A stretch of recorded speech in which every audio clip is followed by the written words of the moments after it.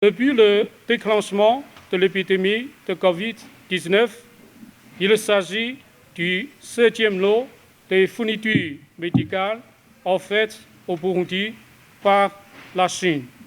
Le lot que nous avons devant nous est constitué de 50 respirateurs, 50 concentrateurs d'oxygène, 500 thermomètres infrarouges, 140 000 masques N95, 50 000 masques chirurgicaux et 600 visières.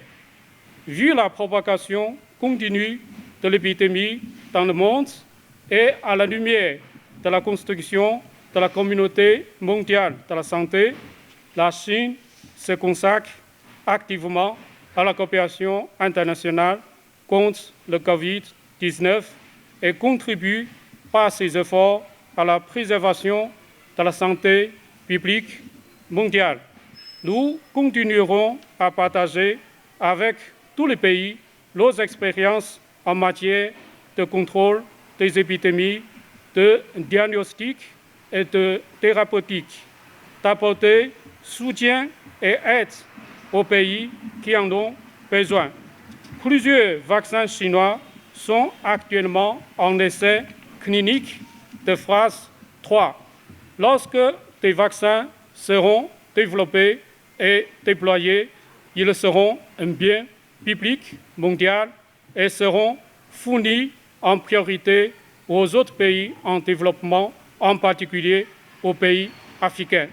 Ce qu'il faut souligner, c'est que la Chine a tout récemment adhéré au mécanisme COVAX, l'initiative mondiale de soutien et de la recherche et du développement et de la production de candidats vaccins contre le Covid-19, initiative co-parrainée par l'OMS et l'Alliance mondiale pour les vaccins et la vaccination.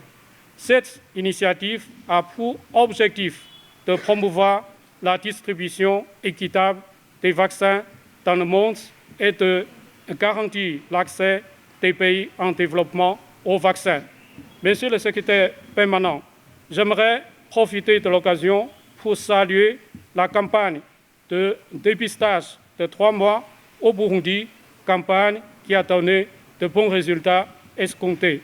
Comme le disait son Excellence, Monsieur le Président de la République, le Burundi a maîtrisé la propagation et la circulation du coronavirus, mais aucun relâchement n'est permis. Au cours des mois de la lutte contre la maladie, les experts médicaux de nos 2 pays ont organisé des vidéoconférences pour le partage des expériences. Un mécanisme de coopération a été mis en place entre les hôpitaux jumelés de nos 2 pays.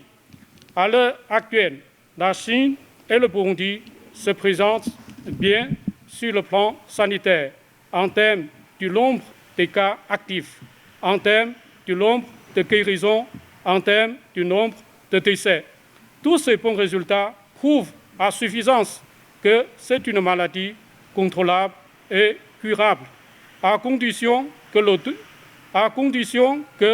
le gouvernement accorde la première priorité à la santé et la sécurité de la population, à condition que tous les pays s'engagent dans une démarche multilatéraliste en vue d'une réponse commune à ce grand défi de la santé publique de l'humanité. À l'avenir, nous allons continuer sur notre lancée en travaillant en synergie avec le Burundi, avec une ferme détermination de venir à bout de cette maladie.